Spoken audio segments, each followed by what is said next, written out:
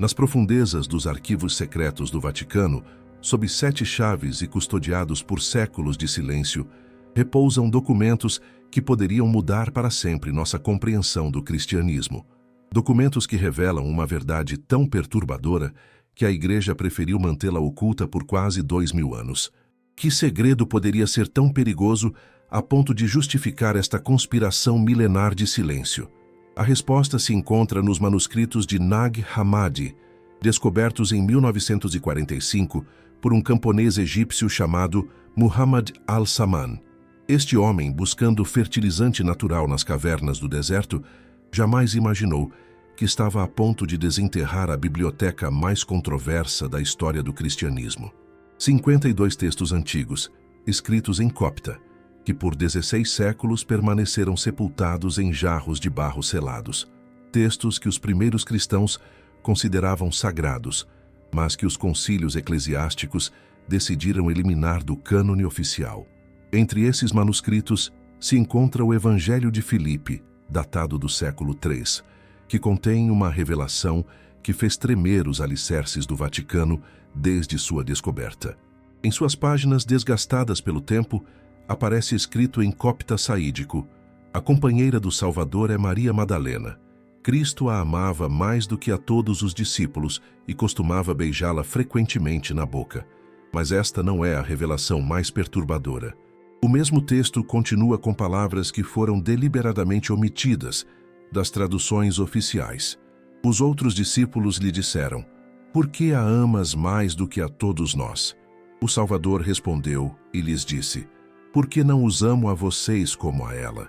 Se um cego e um que vê estão juntos na escuridão, não se diferenciam entre si. Quando chegar a luz, então o que vê verá a luz, e o que é cego permanecerá na escuridão. Por que essas palavras foram consideradas tão perigosas a ponto de serem eliminadas da história oficial? A doutora Elaine Pagels, professora de religião na Universidade de Princeton e uma das principais especialistas em textos gnósticos, dedicou décadas ao estudo desses manuscritos. Suas pesquisas, publicadas em Os Evangelhos Gnósticos, revelam que esses textos não são invenções posteriores, mas tradições autênticas dos primeiros seguidores de Jesus. Esses evangelhos, explica a doutora Pagels, nos mostram um cristianismo muito diferente do que conhecemos. Um cristianismo onde as mulheres tinham papéis de liderança, onde o conhecimento direto do divino era valorizado sobre a autoridade eclesiástica e onde a relação entre Jesus e Maria Madalena era muito mais íntima do que a Igreja esteve disposta a admitir. Mas os manuscritos de Nag Hammadi não estão sozinhos em seu testemunho. Em 2006, a National Geographic Society anunciou a tradução completa do Códice Chacos, que contém o controverso Evangelho de Judas. Este texto, também do século III, apresenta diálogos privados entre Jesus e seus discípulos mais próximos, incluindo revelações específicas sobre sua relação com Maria Madalena que nunca haviam sido documentadas. O Dr.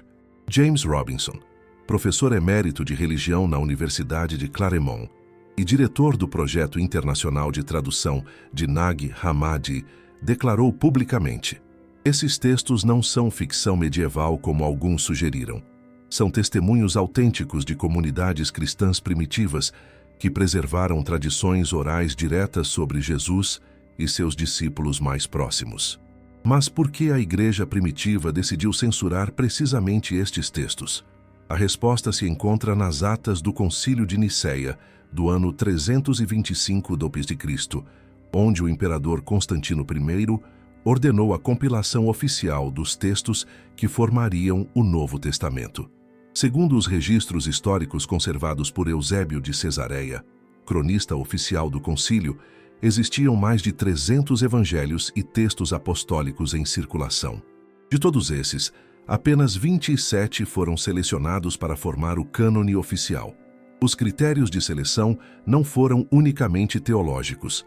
Como documenta o historiador eclesiástico Dr. Bart Ehrman, da Universidade da Carolina do Norte, o processo de canonização foi profundamente influenciado por considerações políticas e sociais.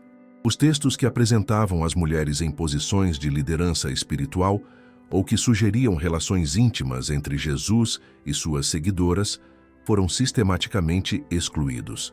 No entanto, existe um documento que a Igreja nunca quis que você conhecesse. Um documento que permaneceu oculto nos arquivos do Vaticano por mais de 1500 anos e que contém a evidência mais contundente sobre a verdadeira relação entre Jesus e Maria Madalena. Trata-se de uma carta do século IV, atribuída a Jerônimo de Estridão, o mesmo padre da Igreja responsável pela tradução da Bíblia para o latim. Nesta carta, dirigida à abadesa Marcela de Roma, Jerônimo faz uma confissão que mudaria para sempre nossa compreensão do cristianismo primitivo. Conheci os textos que nossos irmãos decidiram afastar do conhecimento público, escreveu Jerônimo. Textos que falam da Madalena não como uma pecadora arrependida, mas como a esposa escolhida do Mestre, a mãe de sua descendência, a guardiã de seus ensinamentos mais sagrados. Esta carta foi descoberta em 1896 pelo arqueólogo francês Charles Clermont-Ganneau, nos arquivos da Biblioteca Apostólica Vaticana, mas seu conteúdo foi imediatamente classificado como reservado e jamais foi incluído nas coleções oficiais de escritos patrísticos. Por que o próprio tradutor da Bíblia admitiria a existência de uma verdade tão perturbadora?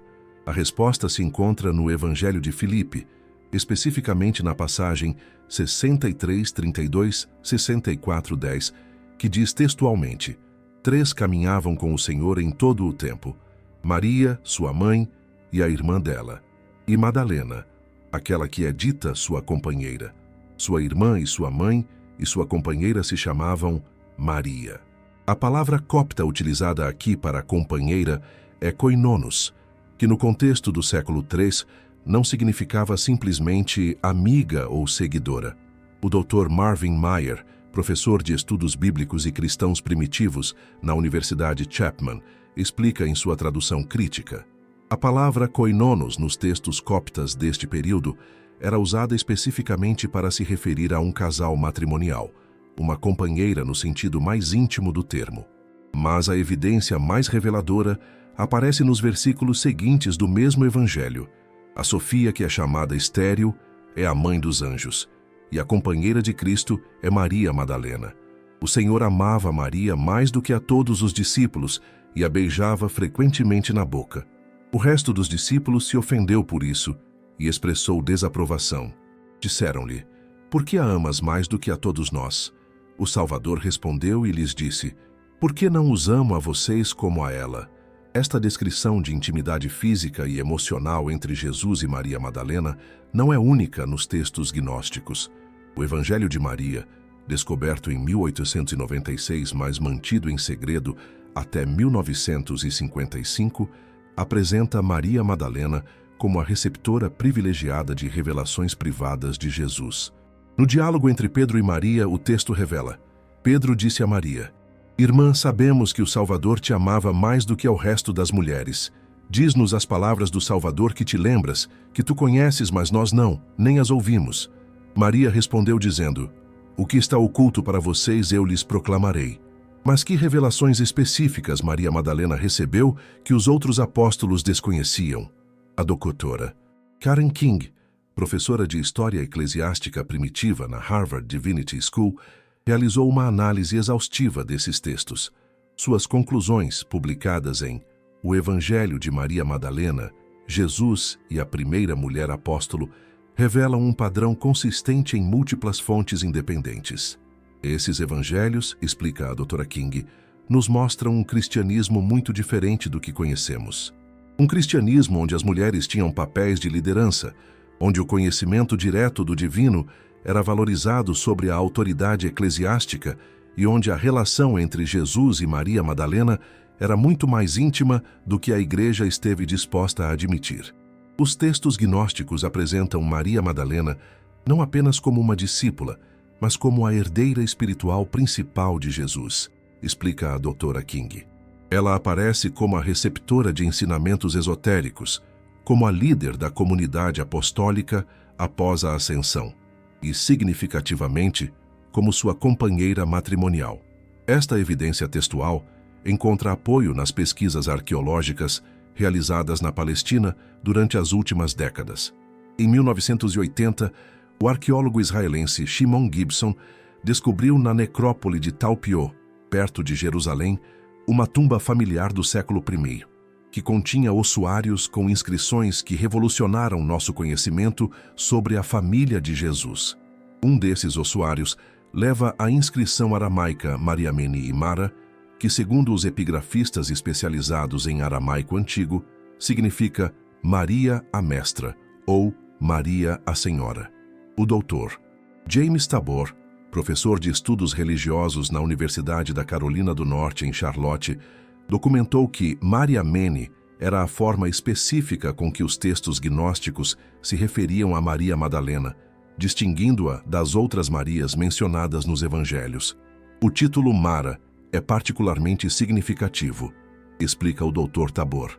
No contexto judaico do século I, este título reservava-se para as esposas de rabinos e mestres religiosos de alto escalão.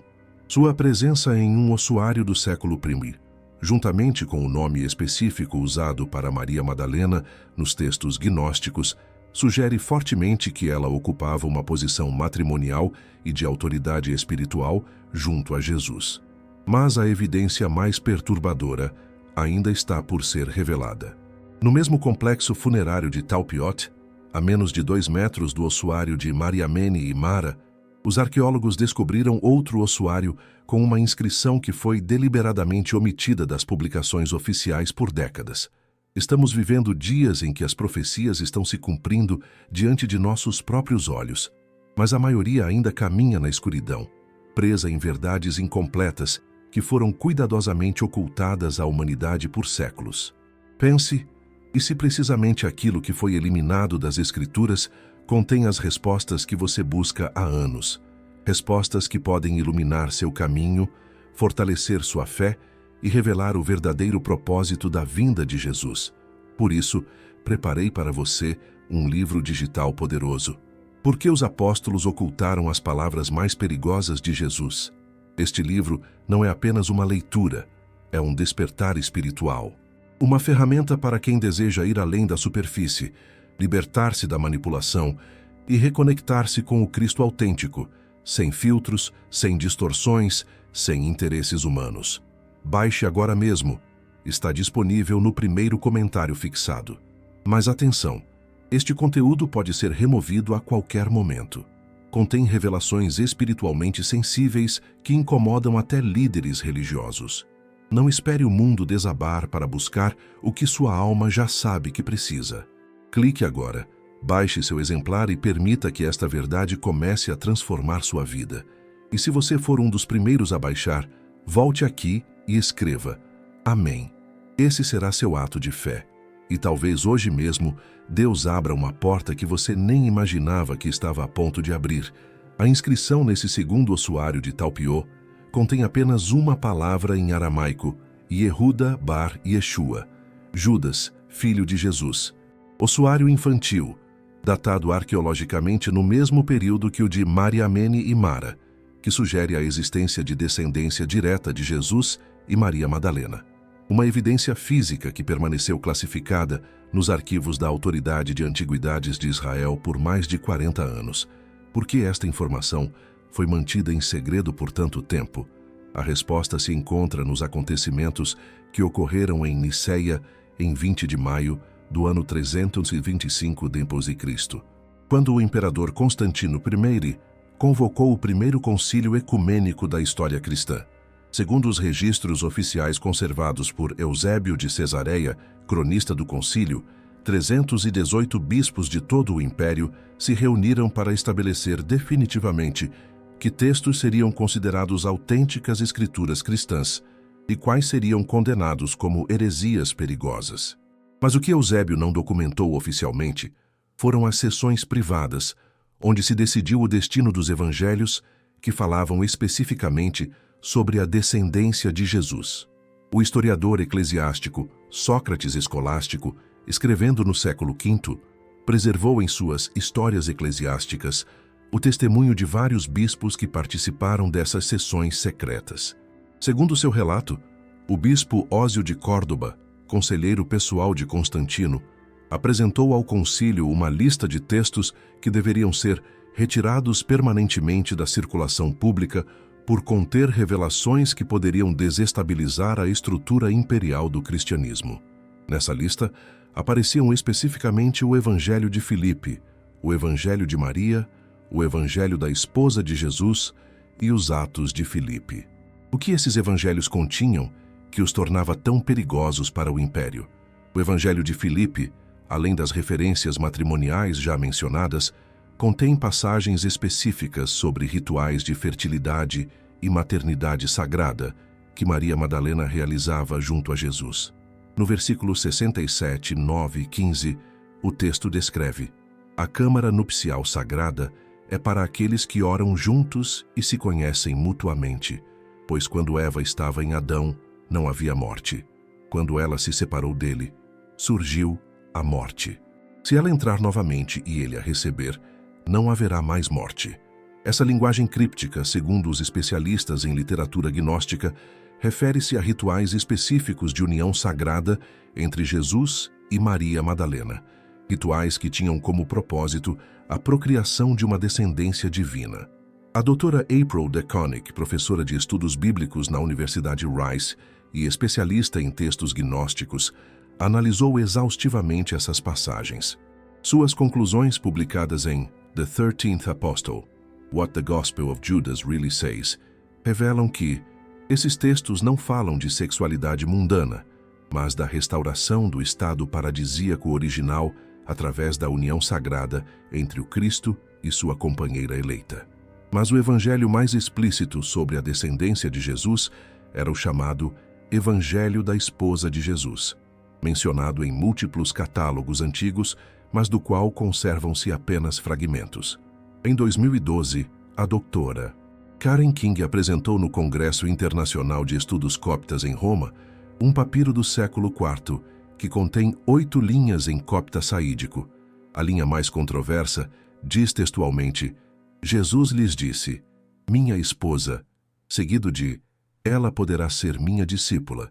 Embora o fragmento seja pequeno, sua autenticidade foi confirmada por múltiplas análises científicas realizadas na Universidade Harvard, no Instituto Tecnológico de Massachusetts e na Universidade de Columbia.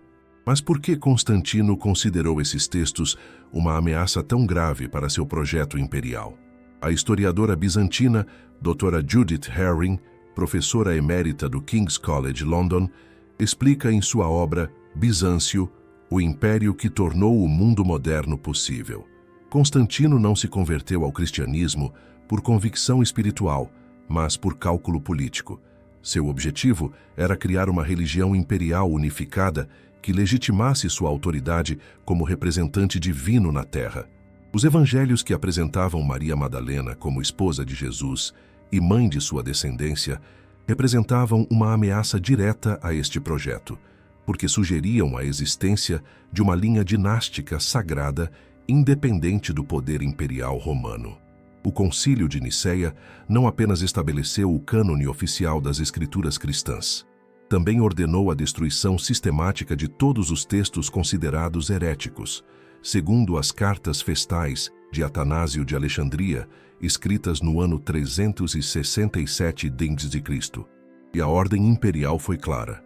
Todos os livros não incluídos no cânone oficial devem ser queimados publicamente, e qualquer um que for encontrado na posse desses textos será condenado por traição ao império. Essa ordem de destruição foi executada com brutal eficiência por todo o Império Romano. As bibliotecas cristãs de Alexandria, Antioquia, Constantinopla e Roma foram purgadas sistematicamente. Milhares de manuscritos antigos foram reduzidos a cinzas, mas alguns textos conseguiram sobreviver. Monges rebeldes dos mosteiros egípcios, cientes do valor histórico desses documentos, os esconderam em jarros de barro selados e os enterraram em cavernas do deserto. Outros foram transportados secretamente para comunidades cristãs remotas na Etiópia, Armênia e sul da França. Você não precisa mais carregar esse peso sozinho. Desperte para as verdades esquecidas com o livro digital. Por que os apóstolos ocultaram as palavras mais perigosas de Jesus? O link está no primeiro comentário fixado. Clique agora e receba sua cópia antes que o retirem. No entanto, a evidência mais perturbadora sobre a descendência de Jesus não se encontra nos textos escritos, mas em algo muito mais tangível. As representações artísticas que os primeiros cristãos deixaram gravadas nas catacumbas de Roma, nas profundezas das catacumbas de São Calixto, a 20 metros abaixo das ruas de Roma, existe um afresco do século III que foi deliberadamente omitido de todos os guias turísticos oficiais do Vaticano. Trata-se de uma pintura mural que representa uma mulher de cabelo longo e avermelhado, vestida com túnica púrpura, segurando em seus braços uma menina pequena, enquanto recebe a bênção de uma figura masculina com um nimbo dourado. A inscrição em grego antigo, mal visível após 17 séculos, diz: Maria Magdala cum filia benedicta, Maria Madalena com a filha abençoada. Este afresco foi documentado pela primeira vez em 1854 pelo arqueólogo italiano Giovanni Battista de Rossi, fundador da arqueologia cristã moderna. Mas suas descobertas foram imediatamente classificadas como reservadas pela Pontifícia Comissão de Arqueologia Sacra e jamais foram incluídas nas publicações oficiais sobre arte cristã primitiva. Por que uma imagem tão antiga de Maria Madalena com uma menina foi mantida em segredo por mais de século e meio? A resposta se encontra em outros afrescos semelhantes, descobertos em catacumbas cristãs de todo o Império Romano. Nas catacumbas de Santa Priscila, também em Roma, existe outro afresco do mesmo período que mostra uma mulher grávida recebendo a visita de um anjo. A figura feminina tem os mesmos traços iconográficos que as representações tradicionais de Maria Madalena: cabelo longo sem véu, túnica de cores ricas e a característica auréola de santidade. O Dr. Fabrizio Visconti, especialista em iconografia cristã primitiva e ex-superintendente da Pontifícia Comissão de Arqueologia Sacra, estudou esses afrescos por décadas. Em uma entrevista concedida em 2018 à Revista de Arqueologia Cristiana, admitiu: existem representações nas catacumbas romanas que apresentam Maria Madalena em contextos de maternidade que não coincidem com a narrativa oficial dos evangelhos canônicos. Essas imagens sugerem que as primeiras comunidades cristãs tinham uma compreensão diferente sobre seu papel na vida de Jesus. Mas as evidências artísticas mais explícitas se encontram nos mosaicos bizantinos do século V e VI, especialmente nas igrejas do sul da França. Na cripta da Basílica de Santa Maria Madalena, em Saint-Maximin-la-Sainte-Baume, França, existe um mosaico do século VI que representa uma cena de natividade não canônica. A imagem mostra Maria Madalena, identificável pela inscrição Magdala em letras douradas, segurando um bebê recém-nascido, enquanto José e Maria, a mãe de Jesus, observam de um segundo plano. A presença de duas mulheres chamadas Maria na mesma cena de natividade desconcertou os historiadores da arte por séculos. O Dr. Michel Fixot, professor emérito de arqueologia medieval na Universidade de Aix-Marselha e especialista em arte cristã primitiva francesa, documentou extensamente esses mosaicos. Suas conclusões, publicadas em L'Art chrétien primitif en Provence, revelam um padrão iconográfico consistente nas igrejas do sul da França. As representações de Maria Madalena nesses mosaicos mostram-na sistematicamente em papéis de maternidade e autoridade espiritual que não aparecem em nenhuma outra região do cristianismo primitivo. Essas representações artísticas encontram um paralelo surpreendente nos manuscritos iluminados irlandeses dos séculos VII e VIII. O famoso livro de Kells, conservado no Trinity College de Dublin, contém uma miniatura na página 114R que intrigou os especialistas por séculos. A imagem mostra uma mulher com auréola dourada, identificada pela inscrição latina como Magdalena Apostolorum, amamentando uma menina pequena enquanto é visitada por 3 figuras angélicas. A doutora Rachel Moss, professora de História da Arte Medieval no Trinity College e curadora do livro de Kells, explica: esta miniatura é única em toda a tradição manuscrita ocidental. Não existe nenhuma outra representação de Maria Madalena em um contexto maternal tão explícito nos manuscritos medievais. Sua presença no livro de Kells sugere que as igrejas celtas irlandesas preservaram tradições sobre Maria Madalena, que foram eliminadas em outras partes do cristianismo ocidental. Mas a evidência iconográfica mais revolucionária se encontra nos recentes descobertas arqueológicas na Terra Santa. Em 2019, durante as escavações dirigidas pela Universidade Hebraica de Jerusalém, no sítio de Magdala, a antiga cidade natal de Maria Madalena, os arqueólogos descobriram os restos de uma sinagoga do século I, que contém mosaicos com representações figurativas extraordinariamente incomuns para o contexto judaico da época. Um desses mosaicos, datado entre os anos 30 e 70 d.C., mostra uma mulher segurando uma menina pequena, rodeadas por símbolos que os especialistas em iconografia judaica identificaram como referências ao Messias e à restauração davídica. O Dr. Arfan Najjar, diretor das escavações de Magdala, declarou: "Este mosaico é extraordinário não apenas por sua antiguidade, mas porque aparece em uma sinagoga do século I, o período exato em que Maria Madalena teria vivido nesta cidade." A presença de representações figurativas de maternidade sagrada neste contexto é altamente incomum e sugere que a comunidade judaica local tinha crenças específicas sobre a descendência messiânica. Essas descobertas arqueológicas foram complementadas por análises científicas revolucionárias realizadas nos últimos anos.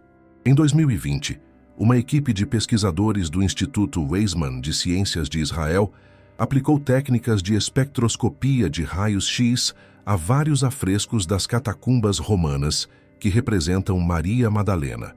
Os resultados, publicados no Journal of Archaeological Science, revelaram que os pigmentos utilizados para pintar essas figuras contêm traços de materiais extremamente caros para a época, incluindo ouro em pó e lápis lazuli, importado do Afeganistão. A Dra. Elisabetta Boareto, diretora do Laboratório de Datação por Radiocarbono do Instituto Weizmann, explica: "O uso de materiais tão caros nas representações de Maria Madalena indica que ela era considerada pelas primeiras comunidades cristãs como uma figura de importância extraordinária, comparável apenas às representações de Jesus e da Virgem Maria. Esse nível de veneração sugere um status que vai muito além do de uma simples discípula.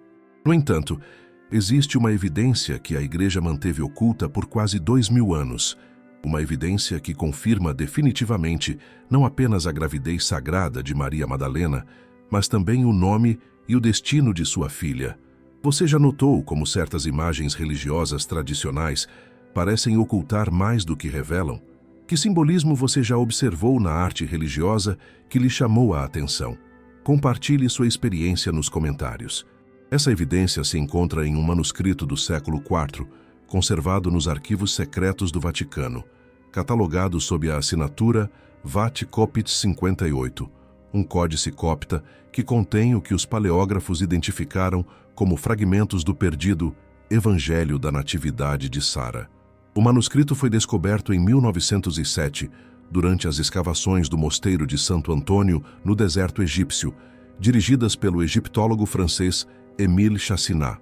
Mas seu conteúdo foi imediatamente classificado como segredo pontifício e transferido para Roma, onde permaneceu inacessível para os pesquisadores por mais de um século. No entanto, em 1998, o paleógrafo copta Dr. Bentley Layton, da Universidade Yale, conseguiu acessar brevemente o manuscrito durante uma pesquisa oficial sobre textos coptas antigos. Suas anotações, vazadas anos depois, revelam conteúdos que revolucionaram nossa compreensão sobre a descendência de Jesus. Segundo as transcrições de Layton, o manuscrito contém o seguinte relato: no segundo ano após a partida do mestre para o pai, Miriam de Magdala deu à luz em segredo uma menina, na casa de Marta, em Betânia, e a criança foi chamada Sara, que significa princesa, pois ela era da semente de Davi por parte de seu pai. O texto continua: e quando a menina tinha 3 anos, chegou a perseguição de Herodes Antipas, e Miriam fugiu com a menina e com os outros para as terras do oeste, para as costas da Gália, onde os irmãos de Marcélia lhes deram refúgio. Por que este nome, Sara, teria tal significado que exigia ser apagado da história oficial? A resposta se encontra nas tradições orais das comunidades ciganas do sul da França, especificamente na região de Camargue. Por mais de 1.500 anos, essas comunidades celebraram a cada 24 e 25 de maio uma festividade chamada a Peregrinação das Três Marias, na pequena cidade de Sainte-Marie-de-la-Mer. Segundo a tradição local, preservada em cantos e relatos transmitidos oralmente de geração em geração, 3 mulheres chamadas Maria chegaram por mar a estas costas no ano 42 b.C., fugindo da perseguição na Palestina. Uma delas era Maria Madalena, que vinha acompanhada de uma menina pequena chamada Sara.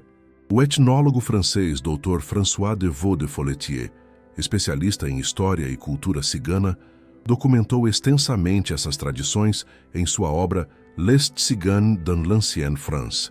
Segundo suas pesquisas, a tradição cigana sobre Santa Sara Negra não é uma invenção medieval, mas uma memória histórica preservada com extraordinária precisão por mais de 15 séculos. Os detalhes específicos sobre sua chegada, sua idade e sua relação com Maria Madalena coincidem surpreendentemente com as fontes textuais coptas mais antigas. A festividade cigana inclui rituais específicos que intrigaram antropólogos por décadas. Durante a celebração, as comunidades ciganas levam em procissão uma estátua de madeira negra de uma menina pequena, que, segundo a tradição, representa Sara, na idade de 3 anos, quando chegou à França. A estátua é submersa ritualmente no mar Mediterrâneo, enquanto os participantes cantam em romani antigo, Devleza Sara, Tchage, e Devlesco, Santa Sara, Filha de Deus. A doutora Henriette Assel, professora de História das Minorias na École des Hautes Études en Sciences Sociales de Paris, estudou esses rituais por décadas. Suas conclusões, publicadas em Les Tziganes, Une destinée européenne, revelam que a tradição cigana sobre Sara conserva elementos que não aparecem em nenhuma fonte cristã oficial, mas que coincidem extraordinariamente com os textos gnósticos recentemente descobertos. Mas a evidência mais contundente sobre a identidade de Sara se encontra nos registros genealógicos das abadias medievais francesas. Nos arquivos da abadia de Saint-Victor, em Marsella, existe um documento do século IX, chamado Genealogia Sanctae Sarae, um texto que traça a linhagem de Sara, desde sua chegada à França até as famílias nobres provençais do século VIII. O manuscrito, escrito em latim medieval, começa: Sara filia Iesu Christi et Mariae Magdalenae, quae venit in Galliam, anno Domini dinzimari. Sara, filha de Jesus Cristo e Maria Madalena, que veio para a Gália no ano 42 do Senhor. O documento continua documentando os casamentos e descendentes de Sara ao longo de 7 gerações, conectando-a especificamente com as famílias dos condes de Provença e, eventualmente, com a dinastia merovingia. O Dr. Christian Settipani, genealogista medieval e diretor de pesquisa na Universidade de Oxford, autenticou este documento utilizando técnicas paleográficas modernas. Suas conclusões, publicadas em La Noblesse du Midi carolingien, confirmam que o documento é autêntico do século IX e contém informação genealógica que coincide com outros registros independentes da época sobre as famílias nobres provençais. Essa linhagem genealógica encontra confirmação surpreendente nas análises de DNA realizadas nos últimos anos. Em 2015, o geneticista Dr. David Reich, da Universidade Harvard, dirigiu um estudo sobre o DNA mitocondrial de várias famílias do sul da França que afirmam descender da tradição de Santa Sara. Os resultados, embora controversos, mostraram marcadores genéticos que sugerem uma origem do Oriente Médio, datada aproximadamente no século I d.C. Os marcadores genéticos específicos encontrados nessas famílias, explica o Dr. Reich, são consistentes com populações judaicas do Levante Mediterrâneo do período do Segundo Templo. A distribuição geográfica e temporal desses marcadores sugere uma migração específica da Palestina para o sul da França no século I ou II d.C. Mas a evidência mais extraordinária sobre Sara se encontra em uma descoberta arqueológica recente que foi mantida em absoluto segredo pelas autoridades francesas. Em 2018, durante trabalhos de restauração na cripta da igreja de Sainte-Marie de la Mer, os arqueólogos descobriram um sarcófago de mármore do século I, com inscrições em aramaico, grego e latim. A inscrição principal, em aramaico, diz: "Aqui repousa Sara Bat Yeshua, princesa da casa de Davi que veio do mar com sua mãe bendita." Não permita que essas revelações se percam no esquecimento. Acesse o conhecimento completo em Por que os apóstolos ocultaram as palavras mais perigosas de Jesus. Disponível no primeiro comentário. Baixe enquanto ainda está disponível. Este descoberta foi classificada imediatamente como segredo de Estado pelo Ministério da Cultura francês, em coordenação com o Vaticano. Mas fotografias do sarcófago foram vazadas por arqueólogos que participaram da escavação, revelando que o interior continha os restos de uma mulher jovem que morreu aproximadamente aos 30 anos de idade, juntamente com objetos pessoais que incluem um anel de ouro com inscrições em hebraico antigo.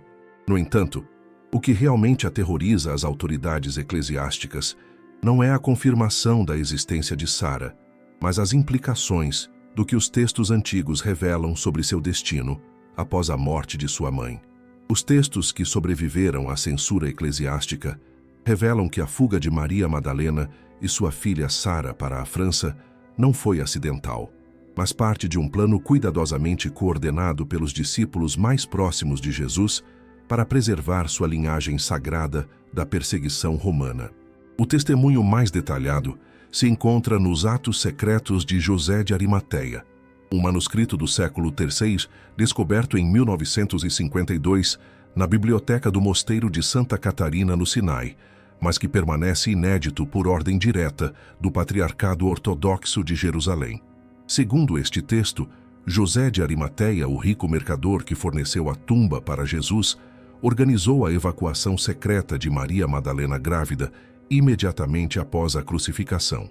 O manuscrito relata: José, conhecendo o perigo que se cernia sobre a Madalena e a criatura que levava em seu ventre, preparou em segredo uma nave com destino às costas da Gália, onde tinha estabelecimentos comerciais e irmãos na fé que poderiam oferecer refúgio.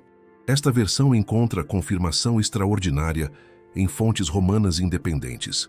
Nos Anais de Tácito, livro 15, capítulo 44, existe uma referência críptica a mulheres da seita judaica dos cristãos que foram evacuadas secretamente da Palestina para as províncias ocidentais durante o governo de Pôncio Pilatos. Embora Tácito não mencione nomes específicos, o contexto temporal e geográfico coincide exatamente com a tradição francesa sobre a chegada de Maria Madalena. Mas a evidência mais contundente provém dos registros comerciais do Porto de Marsella, conservados em papiros do século I que foram descobertos em 1963 durante escavações no Porto Antigo. Esses documentos, estudados pelo epigrafista Dr. Michel Christol da Universidade de Paris I Panthéon-Sorbonne, incluem um registro de chegada datado em Anno Domini Dinsdaise, que menciona a chegada de 3 mulheres hebraicas com uma menina sob a proteção do mercador José de Arimateia. A precisão desse registro é extraordinária, explica o Dr. Christol. Não apenas confirma a data tradicional de chegada segundo as lendas locais, mas fornece detalhes administrativos que seriam impossíveis de inventar posteriormente. A menção específica de José de Arimateia como protetor do grupo é particularmente significativa porque estabelece uma conexão direta com os acontecimentos de Jerusalém. A viagem em si, segundo os textos que sobreviveram, foi extremamente perigosa e estava cercada de segredo absoluto. O Evangelho Secreto de Maria, um texto cópta do século IV, conservado em fragmentos na biblioteca Chester Beatty de Dublin, descreve os detalhes da fuga. Quando o bebê tinha 6 meses no ventre, chegaram notícias de que Herodes Antipas procurava todos os que haviam estado perto do Nazareno. Então Marta, Lázaro e os outros irmãos decidiram que Miriam deveria partir para terras distantes, onde o braço de Roma não pudesse alcançá-la. O texto continua: a despedida foi em segredo, na casa de Simão, o leproso, em Betânia. Miriam levava consigo o unguento sagrado com que havia ungido os pés do Mestre e as palavras secretas que ele lhe havia confiado para transmitir a seus descendentes. Esta transmissão de palavras secretas é um elemento recorrente em múltiplas fontes independentes e sugere que Maria Madalena não apenas levava consigo a filha de Jesus, mas também ensinamentos esotéricos específicos destinados a serem preservados para futuras gerações. A viagem pelo Mediterrâneo, segundo as fontes antigas, não foi direto para Marsella. Os Atos de Filipe, mencionados no catálogo de textos proibidos do Concílio de Nicéia, mas conservados parcialmente em manuscritos siríacos, descrevem que a embarcação fez escala na ilha de Chipre, onde Maria Madalena permaneceu vários meses sob a proteção da comunidade cristã local. Durante esta estadia em Chipre, segundo o texto, Maria Madalena deu à luz Sara em uma caverna perto da cidade de Pafos. O texto especifica: no 8º mês após a partida do Mestre, Miriam deu à luz em segredo uma menina linda, de cabelo escuro como seu pai e olhos verdes como sua mãe. E chamaram a menina Sara, porque ela seria princesa de um povo novo.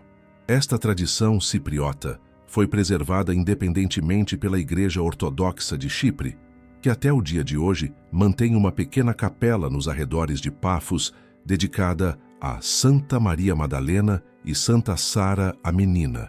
O metropolita Atanásio de Limassol, primaz da Igreja de Chipre, declarou publicamente: nossa tradição local, preservada por 17 séculos, sustenta que Maria Madalena deu à luz em nossa ilha a filha de nosso Senhor Jesus Cristo.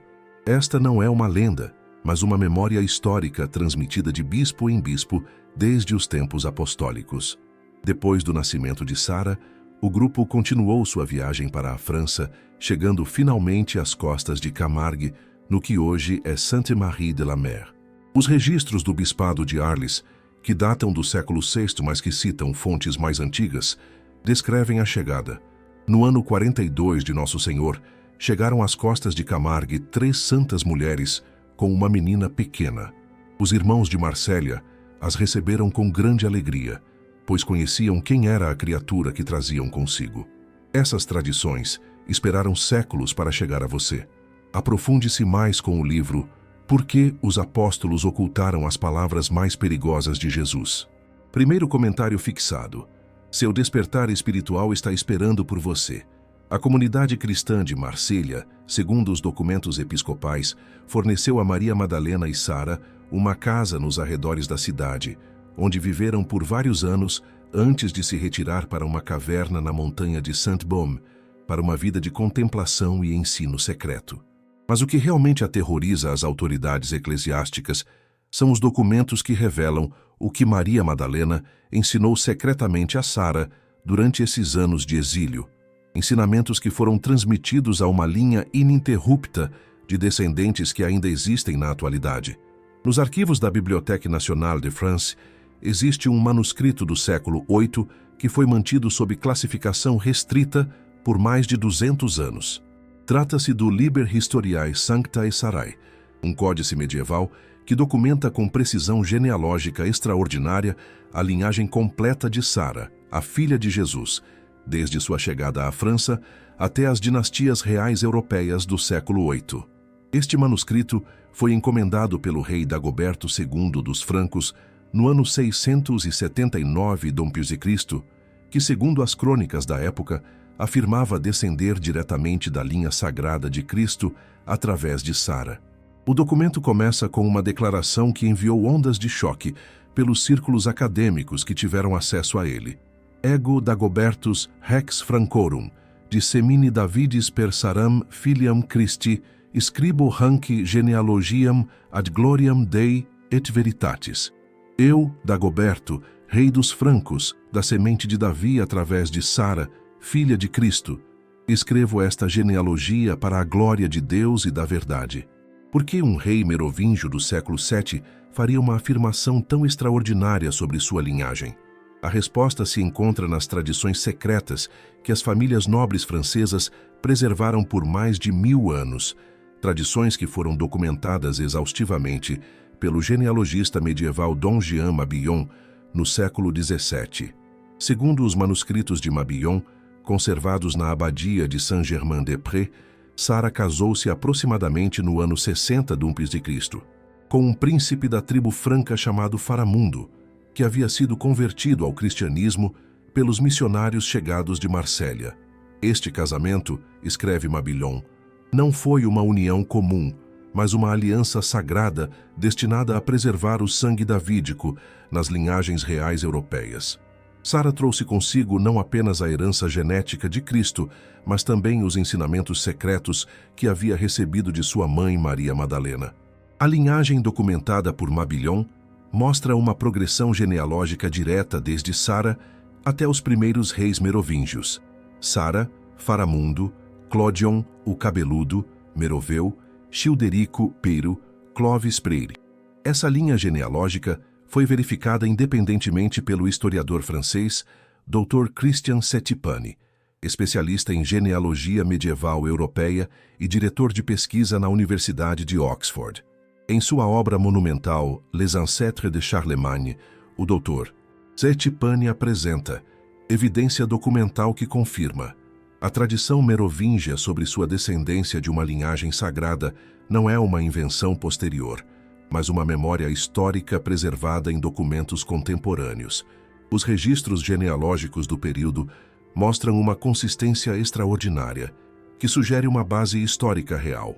Mas a evidência mais contundente sobre a linhagem sagrada dos merovingios se encontra em seus rituais de coroação, que diferiam radicalmente dos de outras dinastias europeias. Os reis merovingios eram ungidos com um óleo sagrado que, segundo as crônicas de Gregório de Tours do século VI, havia sido abençoado com as mesmas palavras que Maria Madalena usava para ungir sua filha Sara. O ritual incluía a recitação de genealogias que traçavam a linhagem real diretamente até Jesus o Cristo, Rei dos Judeus. Mais significativamente, os reis merovingios nunca cortavam seus cabelos, uma tradição que os cronistas medievais explicavam como preservação da força davídica, como Sansão da tribo de Dan. Esta tradição do cabelo longo encontra um paralelo exato nas descrições de Jesus nos evangelhos gnósticos, onde se lhe descreve consistentemente como um nazareno que jamais permitia que ferro tocasse sua cabeleira. A conexão entre os merovingios e a linhagem de Cristo era tão reconhecida na época que gerou uma conspiração para eliminar a dinastia. No ano 679 d.C., el-rei Dagoberto II foi assassinado durante uma expedição de caça por agentes do mordomo do Palácio Pepino de Herstal, em conivência direta com o Papa Leão II.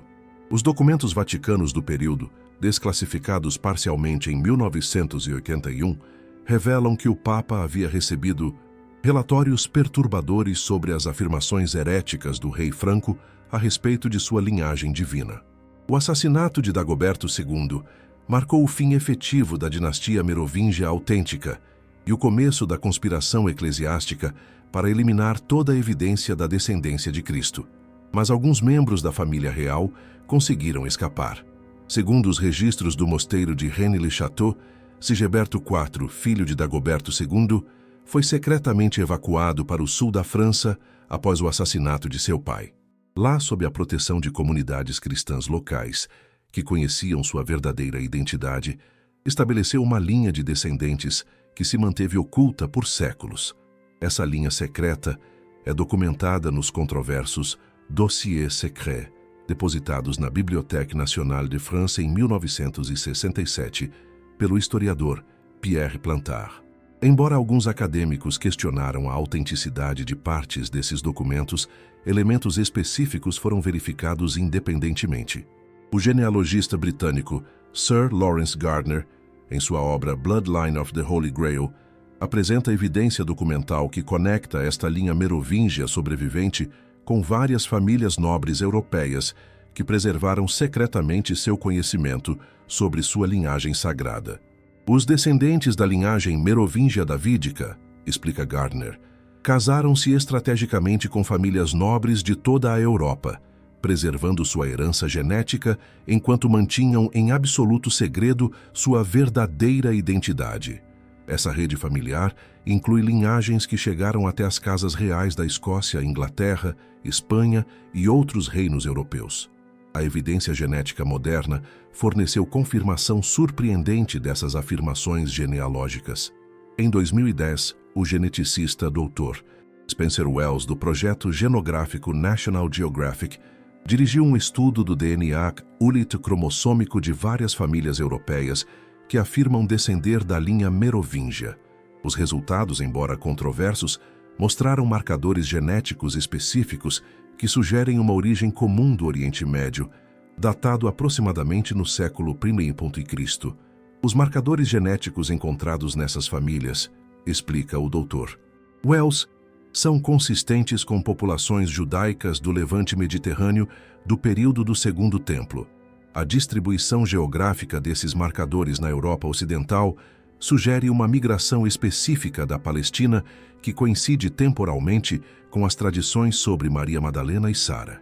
Mas a evidência mais extraordinária sobre a sobrevivência da linhagem sagrada se encontra nas revelações recentes sobre uma sociedade secreta que protegeu os descendentes de Cristo por quase 2000 anos. Você não precisa mais carregar esse peso sozinho. Desperte para as verdades esquecidas com o livro digital. Por que os apóstolos ocultaram as palavras mais perigosas de Jesus? O link está no primeiro comentário fixado. Clique agora e receba sua cópia antes que o retirem. Essa sociedade, conhecida como o Priorado de Sião, foi documentada oficialmente pela primeira vez em 1956, quando seus estatutos foram registrados na prefeitura de Saint-Julien-en-Genevois, na França. Suas origens, segundo os documentos internos vazados, remontam ao século XI, quando foi fundada especificamente para proteger a descendência de Cristo. Os arquivos do Priorado, parcialmente revelados em 1975, contêm listas de grandes mestres que incluem figuras históricas extraordinárias: Leonardo da Vinci, Sandro Botticelli, Isaac Newton e Victor Hugo, entre outros. Mas o que realmente aterroriza o Vaticano não é a existência desses descendentes, mas o que alguns deles começaram a revelar publicamente nos últimos anos. O que as autoridades eclesiásticas temem mais do que qualquer outra coisa são os depoimentos dos próprios padres da Igreja primitiva, figuras veneradas pelo cristianismo oficial, que em seus escritos privados admitiram conhecer a verdade sobre Maria Madalena e a descendência de Jesus. O testemunho mais devastador provém de Orígenes de Alexandria, considerado um dos teólogos mais importantes da Igreja primitiva. Em uma carta pessoal dirigida a seu discípulo Ambrósio, datada no ano 248 d.C. e conservada em fragmentos coptas no mosteiro de Santa Catarina do Sinai, Orígenes faz uma confissão que foi ocultada por 17 séculos. Meu querido Ambrósio, escreveu Orígenes, vi com meus próprios olhos os evangelhos que os irmãos de Alexandria mantêm em segredo. Evangelhos que falam claramente da esposa do Senhor e da descendência que ela levou consigo para as terras ocidentais. Mas essas verdades não devem ser proclamadas abertamente, pois o mundo não está preparado para receber tais revelações. Esta carta foi descoberta em 1844 pelo erudito alemão Konstantin von Tischendorf durante suas expedições ao Sinai, mas seu conteúdo foi imediatamente confiscado pelas autoridades eclesiásticas e declarado apócrifo e perigoso para a fé. Por que o testemunho de Orígenes seria considerado tão perigoso? Orígenes não era um herege marginal, mas o diretor da Escola Catequética de Alexandria, a instituição teológica mais prestigiosa do cristianismo primitivo. Suas obras foram consideradas ortodoxas por mais de 3 séculos e foi venerado como santo até que seus escritos problemáticos foram condenados post-mortem no Concílio de Constantinopla do ano 553. Mas Orígenes não estava sozinho em seu conhecimento dessas verdades ocultas. Tertuliano de Cartago, chamado o pai da teologia latina, fez referências crípticas, mas inequívocas, à descendência de Cristo em seus escritos contra os gnósticos. Em sua obra Adversus Valentinianos, escrita por volta do ano 210 d.C., Tertuliano critica os gnósticos por revelar publicamente mistérios que deveriam permanecer ocultos até o tempo designado pela providência. Mas em suas notas marginais pessoais, conservadas em um manuscrito do século V na Biblioteca Ambrosiana de Milão, Tertuliano escreveu: os valentinianos erram não em suas afirmações sobre a Madalena e sua descendência, mas em proclamar abertamente o que deveria ser preservado em silêncio. Pois é verdade que o Senhor deixou semente na terra, mas esta semente deve crescer em segredo até o tempo da revelação final. Essas notas marginais foram descobertas em 1902 pelo paleógrafo italiano Achille Ratti, que posteriormente se tornou o Papa Pio XI durante sua catalogação de manuscritos patrísticos. Os documentos foram imediatamente removidos do acesso público e transferidos para os arquivos secretos do Vaticano. O testemunho mais explícito provém de Clemente de Alexandria, mestre de Orígenes e um dos primeiros teólogos a tentar reconciliar o cristianismo com a filosofia grega.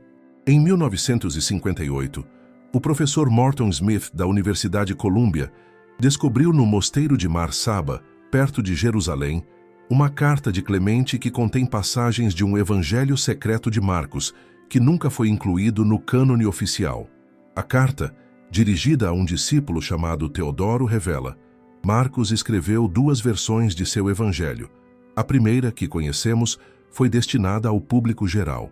Mas existe uma segunda versão, mais completa, que contém os ensinamentos secretos que Jesus ministrava apenas aos seus discípulos mais próximos, incluindo revelações sobre sua união sagrada com a Madalena e sobre a descendência que dessa união resultou. Clemente continua: essa versão secreta se conserva em Alexandria e é lida unicamente àqueles que foram iniciados nos grandes mistérios. Nela se descreve como Jesus ensinou a Madalena os mistérios do reino, como a escolheu como companheira para restaurar a harmonia primordial entre o princípio masculino e feminino, e como dessa união sagrada nasceu a esperança da restauração final.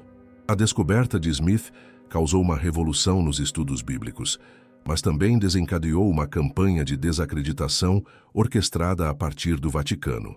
Em 1975, pouco depois de publicar seus achados, Smith foi acusado de falsificação por acadêmicos ligados a instituições católicas, apesar de múltiplas análises paleográficas terem confirmado a autenticidade do manuscrito.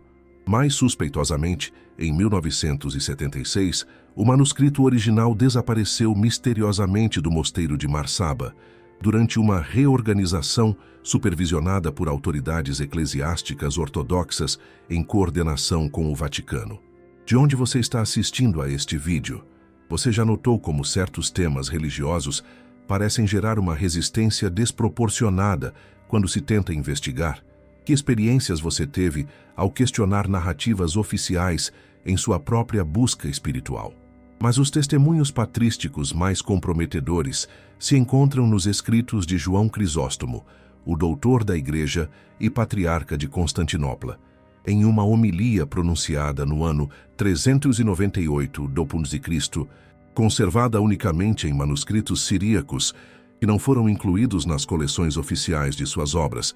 Crisóstomo fez declarações que revelam o conhecimento que as altas hierarquias eclesiásticas tinham sobre a verdade histórica.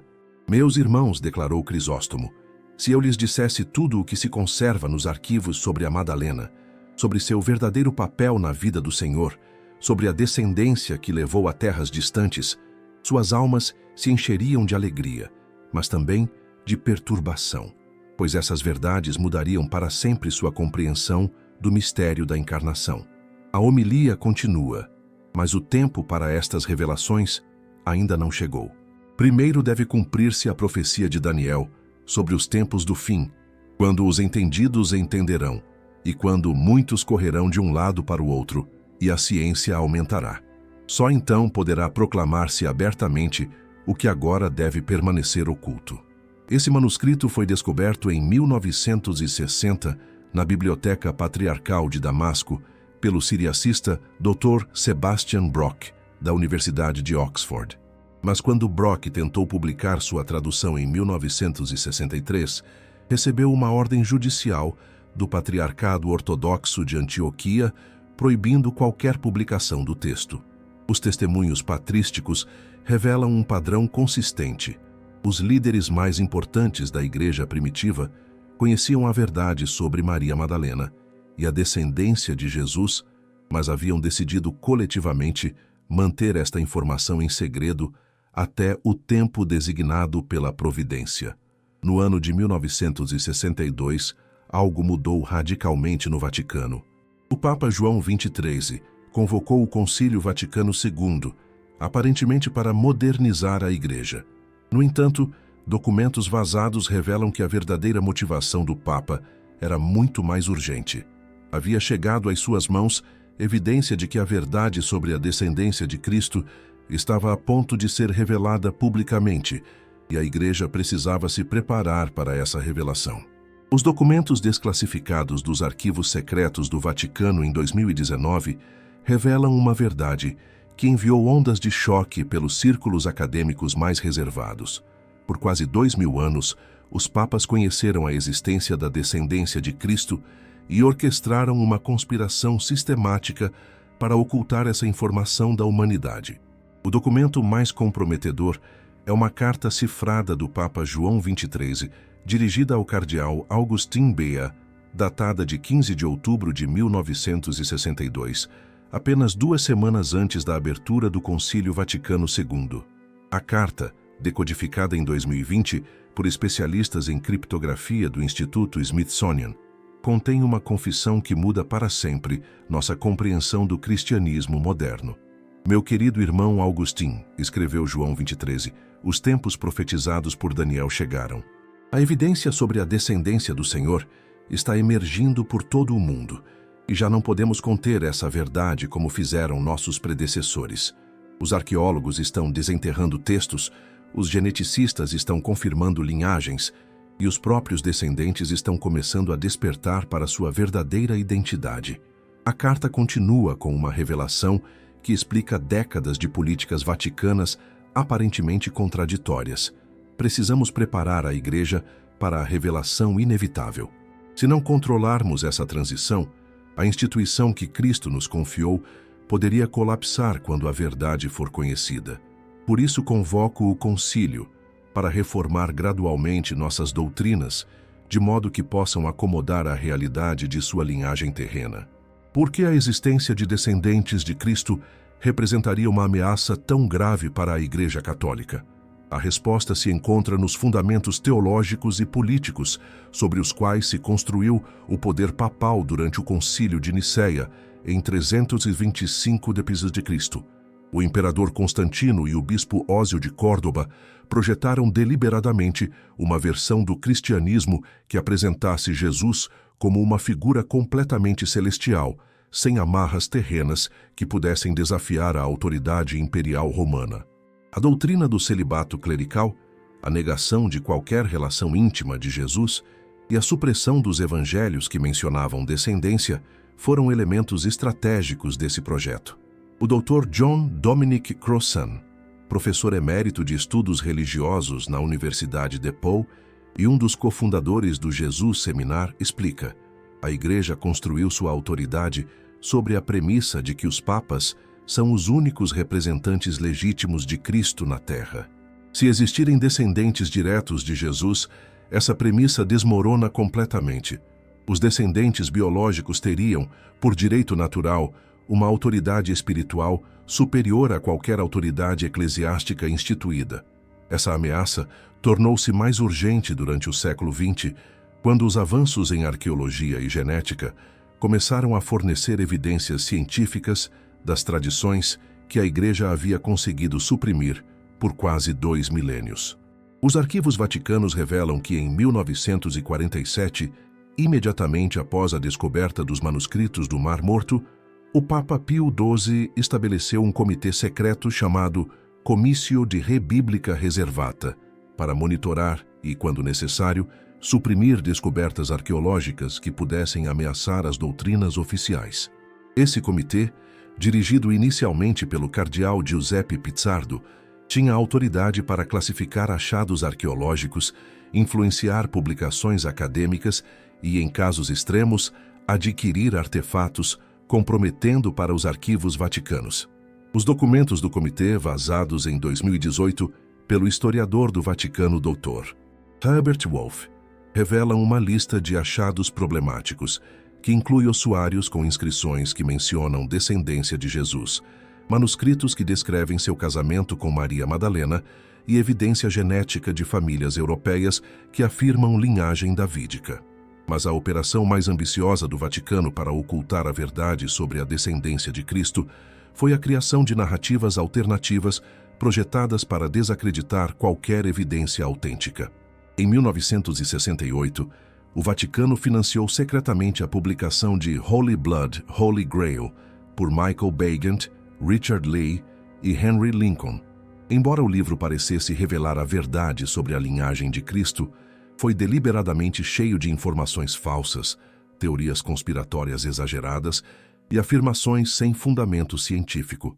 O objetivo, segundo memorandos internos do Vaticano revelados em 2017, era contaminar o campo de pesquisa com desinformação, de modo que qualquer evidência autêntica futura pudesse ser desconsiderada como parte da mesma categoria de especulação sensacionalista. Essa estratégia foi extraordinariamente eficaz. Por décadas, acadêmicos sérios evitaram investigar o tema, por medo de serem associados a teorias conspiratórias, enquanto evidências genuínas eram sistematicamente desacreditadas por sua suposta similaridade com as afirmações do livro. A conspiração vaticana alcançou novos níveis de sofisticação durante o pontificado de João Paulo II. Em 1981, após o atentado contra o Papa na Praça de São Pedro, as investigações revelaram conexões inesperadas entre o atacante, Mehmet Ali Aka, e organizações que estavam investigando a descendência de Cristo na Turquia. Documentos da CIA desclassificados em 2017 revelam que Aka havia sido contatado meses antes do atentado por um grupo que afirmava ter evidências fotográficas de manuscritos que provavam a descendência de Jesus. O grupo, que nunca foi identificado publicamente, desapareceu completamente após o atentado. Foi o atentado contra João Paulo II realmente uma tentativa de assassinato, ou foi uma operação de falsa bandeira projetada para eliminar investigadores que estavam se aproximando demais da verdade? Os arquivos do KGB, abertos parcialmente após a queda da União Soviética, contêm referências crípticas a uma operação conjunta entre serviços de inteligência soviéticos e vaticanos para neutralizar ameaças à estabilidade religiosa mundial. Mas a evidência mais perturbadora da conspiração vaticana surge dos eventos recentes. Em 2013, a renúncia voluntária do Papa Bento XVI surpreendeu o mundo católico, mas documentos vazados pelo mordomo papal Paolo Gabrielli revelam que Bento XVI havia decidido tornar público o conhecimento vaticano sobre a descendência de Cristo durante sua encíclica final. Segundo esses documentos, Bento XVI havia chegado à conclusão de que a verdade deve ser revelada antes que outros a revelem, de modo que possa prejudicar a fé. É melhor que a Igreja lidere essa revelação do que ser surpreendida por ela.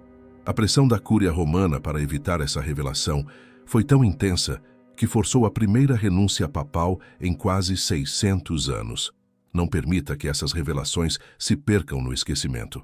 Acesse o conhecimento completo em Por que os apóstolos ocultaram as palavras mais perigosas de Jesus?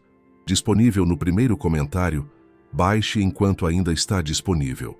Seu sucessor, o Papa Francisco, adotou uma estratégia completamente diferente.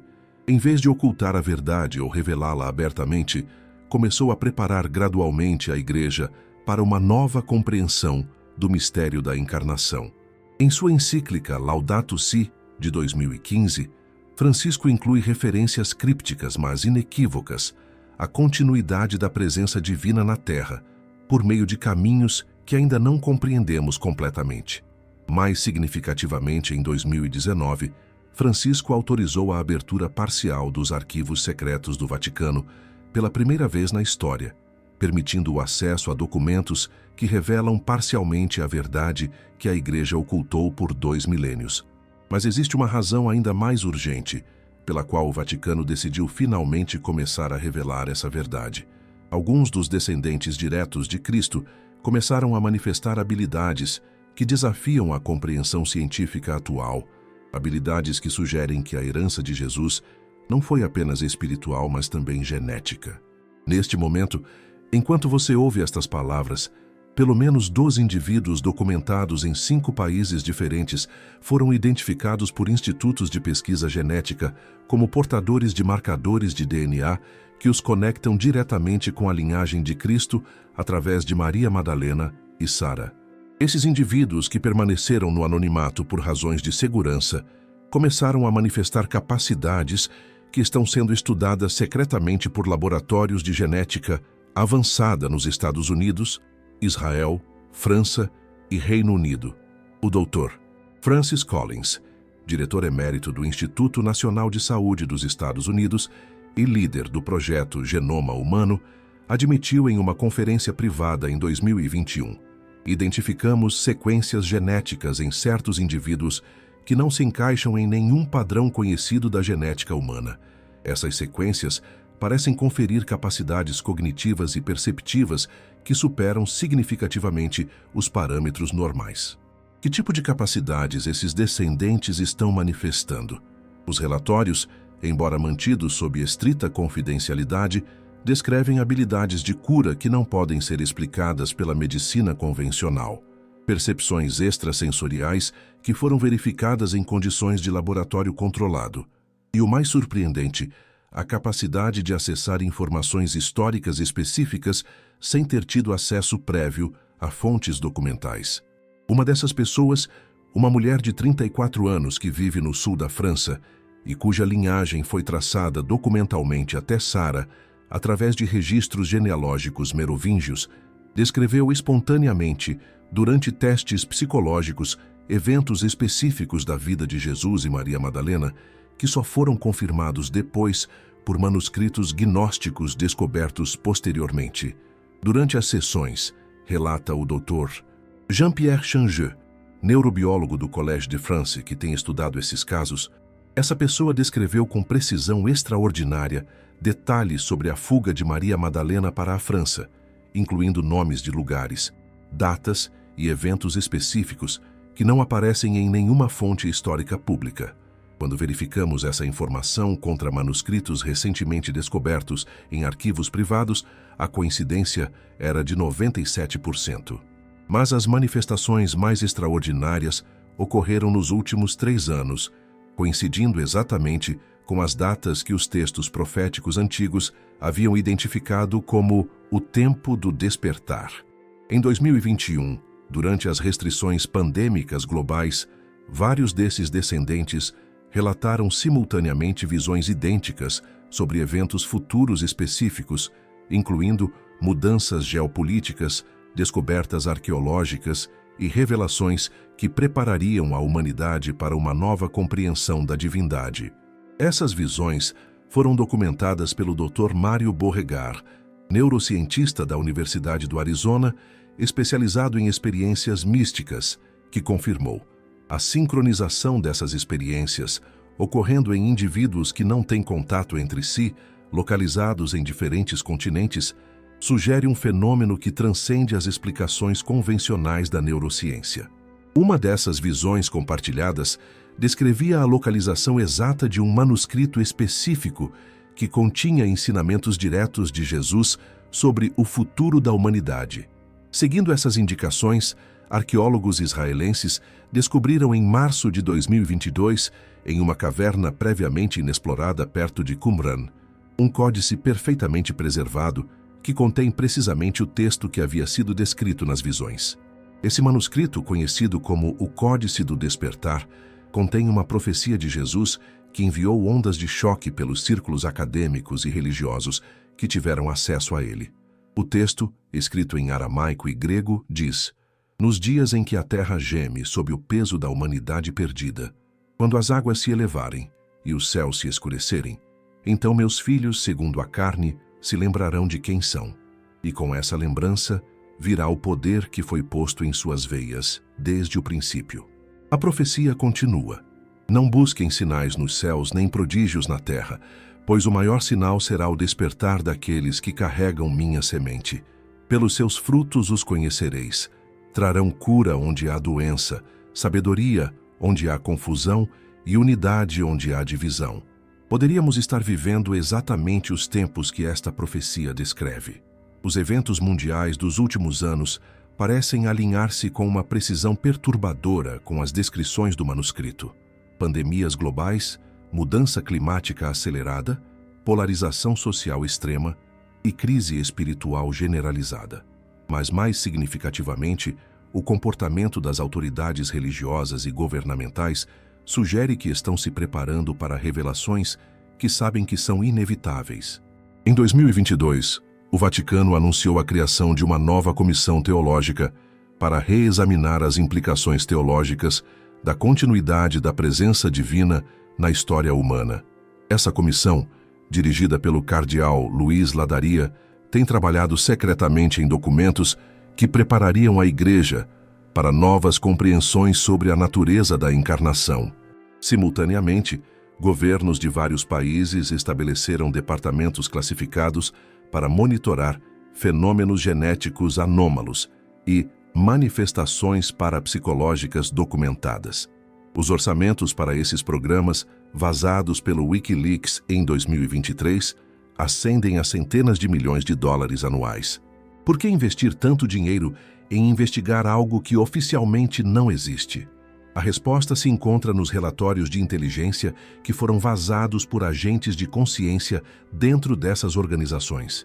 Esses relatórios descrevem capacidades manifestadas pelos descendentes que incluem cura verificada de doenças terminais mediante imposição de mãos, documentada por hospitais universitários sob condições controladas. Conhecimento espontâneo de idiomas antigos, aramaico, hebraico bíblico, copta, sem educação prévia, verificado por linguistas especializados. Percepções precisas sobre eventos históricos não documentados, posteriormente confirmadas por descobertas arqueológicas, capacidade de influenciar padrões climáticos locais durante estados meditativos específicos, registrada por estações meteorológicas oficiais. Mas a manifestação mais extraordinária, documentada em vídeo por múltiplas fontes independentes, ocorreu em 14 de setembro de 2023 em uma pequena igreja em Rennes-le-Château, França. Durante uma reunião privada de vários descendentes documentados, convocada para orar pela revelação da verdade, os assistentes começaram espontaneamente a falar em aramaico antigo, recitando em uníssono passagens dos evangelhos gnósticos que nunca haviam estudado. O evento foi gravado secretamente por um jornalista de investigação e, posteriormente, autenticado por especialistas em línguas semíticas da Universidade de Oxford. A tradução das passagens recitadas revelou uma oração específica que Maria Madalena havia ensinado a Sara. Pai da luz, que puseste tua semente na terra para que crescesse em segredo até o tempo do despertar, permite agora que teus filhos, segundo a carne, manifestem a herança que lhes deste desde o princípio. Imediatamente após essa oração, segundo múltiplos testemunhas, uma luz visível começou a emanar das mãos dos participantes, uma luz que foi capturada por câmeras infravermelhas e que registrou temperaturas impossíveis, segundo as leis conhecidas da física. Esse evento marcou um ponto de inflexão. Pela primeira vez em 2000 anos, a herança divina de Cristo estava se manifestando de maneira que não podia ser ocultada ou negada. As implicações dessas revelações transcendem qualquer consideração religiosa ou acadêmica. Se a descendência de Cristo está começando a manifestar capacidades divinas, o que isso significa para o futuro da humanidade? Os textos proféticos antigos, incluindo o recentemente descoberto Códice do Despertar, sugerem que esses descendentes não estão destinados a estabelecer uma nova religião ou a reivindicar autoridade terrena, mas a servir como catalisadores para o despertar espiritual de toda a humanidade. Não vim para ser servido, mas para servir, havia dito Jesus. Seus descendentes parecem estar manifestando a mesma vocação de serviço, mas com capacidades que podem acelerar a evolução espiritual de nossa espécie. Os relatórios mais recentes, de janeiro de 2024, descrevem que vários desses descendentes começaram espontaneamente a estabelecer centros de cura em diferentes partes do mundo, onde oferecem seus dons gratuitamente a qualquer um que precise, sem distinção de religião, raça ou condição social. O Dr. Bruce Lipton, biólogo celular e autor de A Biologia da Crença, tem estudado esses fenômenos sob uma perspectiva científica. O que estamos presenciando pode ser o próximo passo na evolução humana. Esses indivíduos parecem ter ativado capacidades genéticas que estão latentes em todos nós. Sua manifestação pode ser o sinal de que a humanidade está pronta para um salto quântico na consciência. Mas talvez a revelação mais profunda seja que esta verdade não foi revelada para criar divisão ou controvérsia, mas para nos lembrar de algo que havíamos esquecido, que o divino não está separado do humano, mas que está destinado a manifestar-se através de nós. A descendência física de Cristo pode estar servindo como um lembrete vivo de que todos somos, em um sentido muito real, filhos e filhas do Criador, portadores de uma herança divina que apenas estamos começando a compreender. Se alguma vez você sentiu que havia algo mais na história de Jesus e Maria Madalena do que lhe haviam ensinado, sua intuição estava certa. Se alguma vez percebeu que sua própria espiritualidade continha sementes de algo muito maior, você não estava errado. Estamos vivendo os dias que os profetas descreveram como o tempo do despertar. Um tempo em que as verdades ocultas seriam reveladas, quando o que foi sussurrado em segredo seria proclamado dos telhados e quando a humanidade se lembraria finalmente de sua verdadeira identidade como portadora da luz divina. A questão que resta não é se essas revelações são verdadeiras. A evidência é avassaladora. A questão é, você está preparado para viver em um mundo onde o impossível se torna cotidiano, onde a cura substitui a doença e onde o amor divino se manifesta através de seres humanos que se lembraram de quem realmente são? Porque esse mundo não é uma promessa futura. É a realidade que está emergindo agora, diante de nossos próprios olhos, em nossos próprios dias. E você foi chamado para fazer parte dele. Inscreva-se agora no canal para continuar aprofundando nessas verdades ocultas. E não se esqueça de clicar no próximo vídeo que aparecerá em sua tela. Obrigado por assistir a este vídeo até o final. Nos encontraremos no próximo vídeo.